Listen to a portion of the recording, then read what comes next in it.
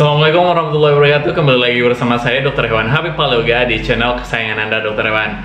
Hari ini saya ingin menjawab sebuah pertanyaan dari seorang subscriber di kolom komentar video yang berjudul apakah tempe boleh diberikan kepada kucing. Dan pertanyaannya seperti ini.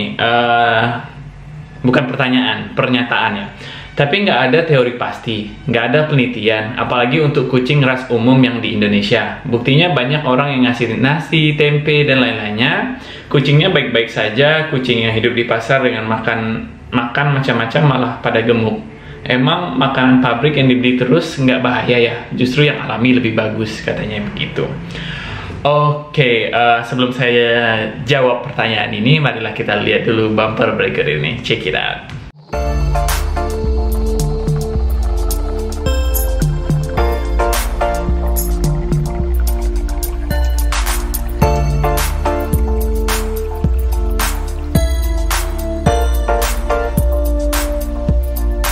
Oke, sebelumnya saya mau ngasih apresiasi dulu pada orang yang menanyakan ini, karena berarti pemilik hewan di Indonesia udah mulai kritis nih, nggak bisa nerima segala sesuatunya tidak dicerna mentah-mentah, tapi harus ada alasan yang bagus di belakangnya. Seperti itu ya teman-teman ya. Ini bagus banget, dan teman-teman harus menjadi orang seperti ini juga. Kita harus kritis, nggak boleh langsung nerima segala sesuatunya mentah-mentah. Namun saya akan mencoba untuk menjelaskan secara sederhana. Mudah-mudahan jawaban ini bisa diterima untuk kita semua. Tapi kalau seandainya teman-teman ada tambahan info, silahkan di komentar di bawah ini. Kita bakalan buka sesi diskusi dan tentunya bakalan lebih seru untuk kita nantinya. Oke, saya akan menjawab mengenai tempe dulu. Umumnya sih di komunitas pecinta hewan, mereka sering sekali mengatakan kalau kucing diare berikan tempe dan sebagainya. Tapi hal ini sangat tidak terlalu disarankan. Pertama, tidak ada bukti signifikan tentang hasil dari diarenya itu.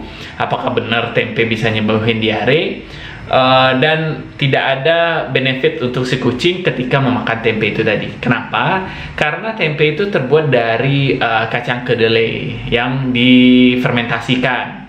Kemudian sebagaimana yang kita tahu dan video-video sebelumnya saya udah jelasin bahwa kucing itu adalah makhluk karnivor obligat atau pemakan daging sejati. Dia nggak bisa makan makanan nabati seperti kedelai itu tadi. Apa yang terjadi ketika kucing memakan kedelai?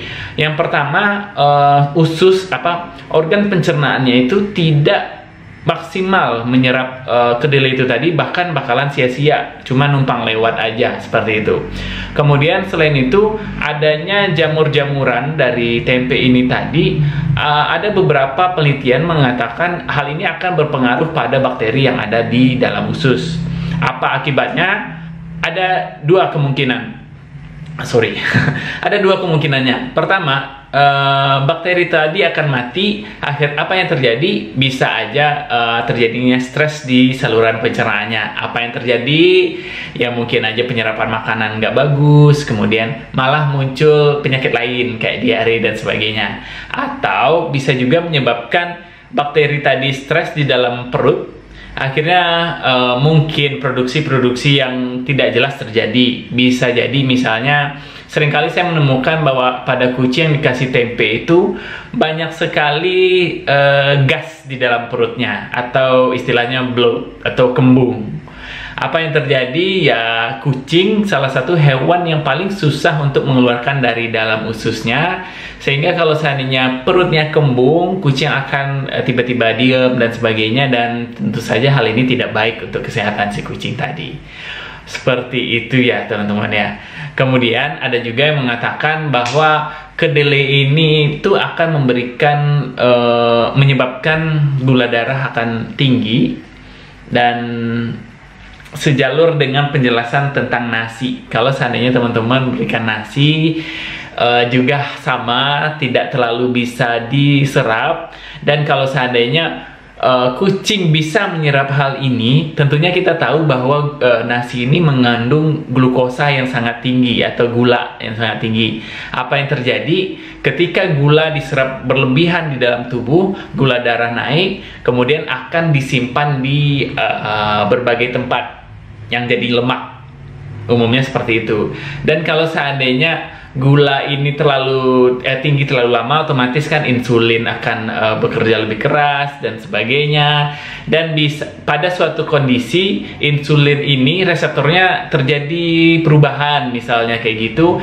Akhirnya kucing tidak bisa lagi menyimpan gula dalam tubuhnya. Mekanisme ini masih dipertanyakan, apa sih yang menyebabkan reseptornya insulin ini berubah sehingga tidak bisa lagi membawa gula dari darah ke dalam tubuh hewan. Namun, apa yang terjadi kalau seandainya insulin ini tuh udah tidak berfungsi dengan baik, yaitu gula darah meningkat. Apa akhirnya yang terjadi? Yaitu diabetes. Jadi kucingmu bisa aja mengalami diabetes, dan tentunya teman-teman tahu kalau diabetes ini umumnya bakalan nyebabin penyakit yang susah untuk diobatin, malah akan ketergantungan dengan insulin, nanti harus disuntikin setiap hari, misalnya seperti itu. Kemudian kalau seandainya gula darah tinggi tidak tertangani dengan baik, bisa menyebabkan berat badan kucing itu drop, dan dropnya itu lumayan hebat. Apa yang terjadi kemudian yaitu diabetes DM ketoasidosis. Jadi tubuh menyuruh untuk semua lemak itu agar dicerna, kemudian agar menghasilkan energi, kayak gitu. Dan kalau seandainya keton terlalu banyak di dalam tubuh akan menyebabkan asidik atau menjadi asam darahnya, dan ini bisa menyebabkan kematian dengan sangat cepat.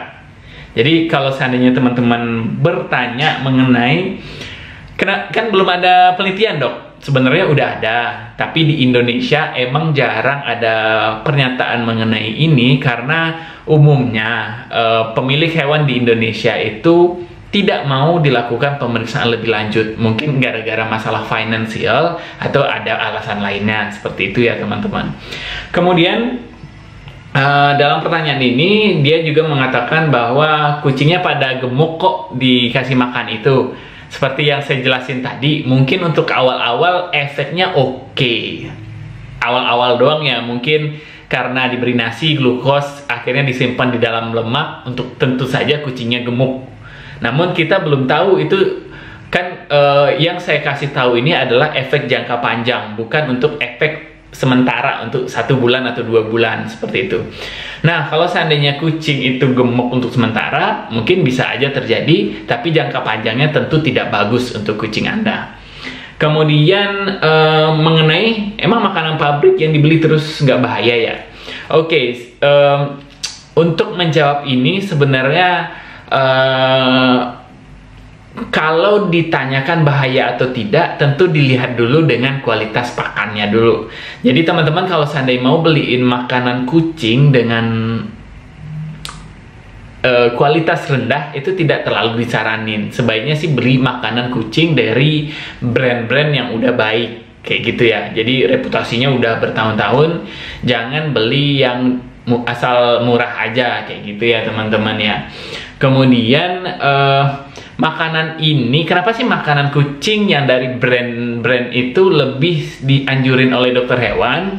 Karena nutrisi yang ada di dalam makanan itu tuh sudah teruji, sudah diperhitungkan. Jadi kita nggak perlu lagi ngasih makanan tambahan. Jadi udah ada vitamin, proteinnya lengkap, kemudian sudah ada aturan pakainya gimana. Jadi tentunya makanan ini lebih gampang bagi kita untuk berikan, dibandingkan kalau seandainya saya kasih tahu teman-teman hari Senin harus makan ayam, hari Selasa harus makan daging sapi, harus makan daging ikan misalnya, dan sebagainya, kemudian harus ditambah vitamin, harus dihitung kalorinya berapa dan sebagainya. Hal ini bahkan saya aja masih agak kesusahan untuk menghitung nutrisi untuk kucing.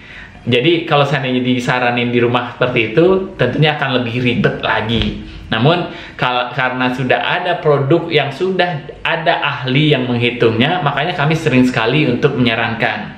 Dan mengenai makanan pabrik, teman-teman mungkin jangan selalu berpikir bahwa buatan pabrik itu pasti bukan alami, bukan seperti itu ya teman-teman ya. Jadi makanan yang di pabrik itu tentunya sudah diuji oleh orang-orang yang udah ahli. Jadi kalau seandainya teman-teman ngelihat makanan kucing namun sistem pengujiannya belum terukur, sebaiknya teman-teman tinggalkan makanan itu, berpindahlah makanan yang lebih baik. Seperti itu ya teman-teman ya. Oke, mungkin dari pertanyaan ini itu yang bisa saya jelasin. Mudah-mudahan bisa memberikan pencerahan kepada teman-teman. Kalau seandainya teman-teman punya tambahan ataupun jurnal terbaru mengenai tempe ataupun nasi terhadap kucing, mohon dititip di bawah biar saya baca juga, biar nanti siapa tahu ada pertanyaan lagi saya bisa jelasinnya lebih matang lagi kayak gitu ya teman-teman ya. Oke, sekian dari saya. Terima kasih atas pertanyaannya, lumayan kritis dan saya suka.